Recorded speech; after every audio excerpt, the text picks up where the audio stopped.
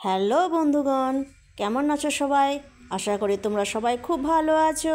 আমি কাকলি হাজির হয়ে গেলাম আবার একটা নতুন রেসিপি নিয়ে। আজকে আমার রেসিপি খমন ঢোকলা, গুজরাটি খমন ঢোকলা। তাহলে চলো দেরি না করে রেসিপিটা শুরু করি। আর হ্যাঁ বন্ধুরা, ভিডিওটা কোনো রকম স্কিপ না করে পুরো ভিডিওটা দেখবার জন্য তোমাদেরকে অনুরোধ করছি। আজকে এই খমন ঢোকলা বানাবার জন্য আমি এখানে নিয়ে নিচ্ছি 1.5 কাপ বেসন। বেসনটাকে অবশ্যই কিন্তু চেলে নিতে হবে। বেসনের মধ্যে যদি কোনো রকম গুটলি থাকে তাহলে কিন্তু ঢোকলা ভালো হবে না। বেসন নিয়ে নেওয়ার পর দিয়ে দিচ্ছি অল্প পরিমাণে হলুদ, আর দিয়ে দিচ্ছি 5 থেকে 6 চামচ লেবুর রস।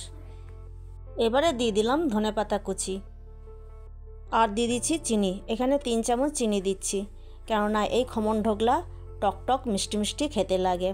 3 চামচ চিনিটা দিয়ে দিলাম। এবারে দিয়ে দেবো স্বাদ অনুযায়ী নুন। এখানে নুনটা একটু কম দেবো, কেননা যখন তরকা বানাবো সেটাতেও কিন্তু নুন দেবো। এখন সমস্ত কিছু দিয়ে দেওয়ার পর অল্প অল্প জল দিয়ে এটা একটা ব্যাটার তৈরি করে নেবো। এই ব্যাটারটা তৈরি করতে করতে তোমাদেরকে একটা কথা বলি বন্ধুরা, আমি 4 থেকে 5 মিনিটের ভিডিও তৈরি করি। এত ছোট ভিডিও, তা সত্ত্বেও যদি তোমরা ফুল ওয়াচ না করো তাহলে কি করে হয় বন্ধুরা? আমরা যারা ভিডিও বানাই তারা তো সবাই জানি যে কত পরিশ্রম করে একটা ভিডিও বানাতে হয়। সেই জায়গায় যদি ফুল ওয়াচ না করো তাহলে পরিশ্রমটাই তো বেকার, তাই না বলো? তো দেখো এখানে দিয়ে দিলাম অল্প একটুখানি তেল। তেলটা দিয়ে দেওয়ার পরে আবার এটাকে ভালো করে ফেটিয়ে নিতে হবে। 3 থেকে 4 মিনিট পর্যন্ত এটাকে ভালো করে ফেটাতে হবে। এরপর এটাকে 5 মিনিটের জন্য রেস্টে ঢাকা দিয়ে রেখে দেবো। এখন যে থালাটাতে ঢোকলা বানাবো সেই থালাটাতে তেল ব্রাশ করে নেব।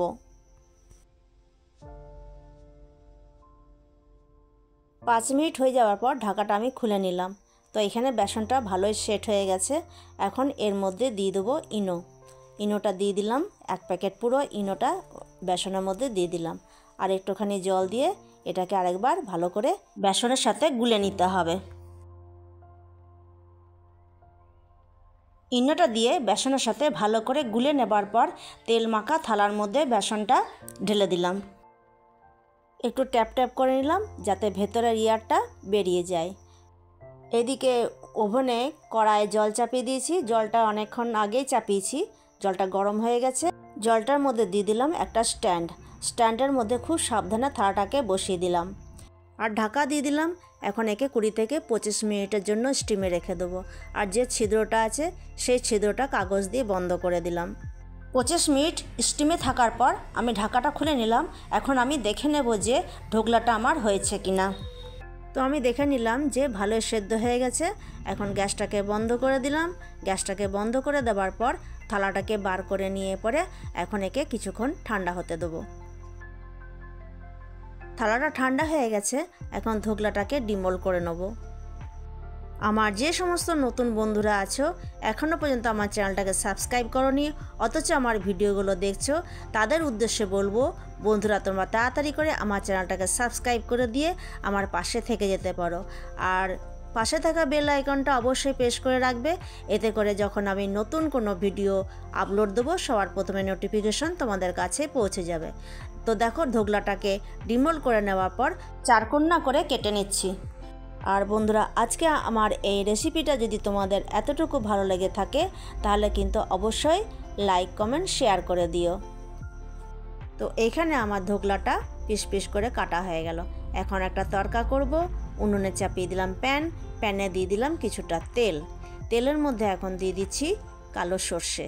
এরপরে দিয়ে দিচ্ছি 4-5টা চেরা কাঁচা লঙ্কা, আর দিয়ে দিচ্ছি কারি পাতা। এখানে হিং দিতে হতো কিন্তু হিংটা আমার কাছে ছিল না বলে দিতে পারিনি। কারি পাতাটা দিয়ে দেওয়ার পর দিয়ে দিলাম জলটা যখন একটু ফুটে উঠবে তখন ওর মধ্যে দিয়ে দিলাম স্বাদ অনুযায়ী নুন, আর 1 চামচ চিনি, আর দিয়ে দেবো 2 থেকে 3 চামচ লেবুর রস। সব কিছুকে ভালো করে ঘেটে নিতে হবে যতক্ষণ না চিনিটা গলে যায়। এখানে আমার তরকাটা রেডি হয়ে গেছে। এখন এটাকে একটুখানি ঠান্ডা হতে দেবো। গরম গরম এরকম তরকা ঢোকলার উপরে দেবো না, একটু ঠান্ডা হলে পরে দেবো। তো দেখো একটু ঠান্ডা হয়ে যাওয়ার পর ঢোকলার উপরে তরকাটাকে ঢেলে দিলাম। চলো তাহলে এবার তোমাদেরকে সার্ভ করে দেখাই। তো এই ছিল আজকে আমার রেসিপি খমন ঢোকলা। তো তোমরা দেখে নিলে কীভাবে আমি এই খমন ঢোকলাটা বানালাম। একবার হলেও তোমরা বাড়িতে এইভাবে খমন ঢোকলা বানিয়ে খেও, তারপর আমাকে লিখে জানাবে যে কেমন লাগলো। আর একটা তোমাদেরকে ভেঙে দেখাচ্ছি যে কত সফট হয়েছে আর কত সুন্দর হয়েছে, আর খেতেও হয়েছিল অসাধারণ বন্ধুরা। তাহলে বন্ধুরা আজকের মতো বিদায় নিচ্ছি, দেখা হচ্ছে আগামী দিন নতুন একটা ভিডিওর সাথে। ততক্ষণ পর্যন্ত তোমরা ভালো থাকো, সুস্থ থাকো, সাবধানে থাকো। আজকের মতো টাটা, ধন্যবাদ।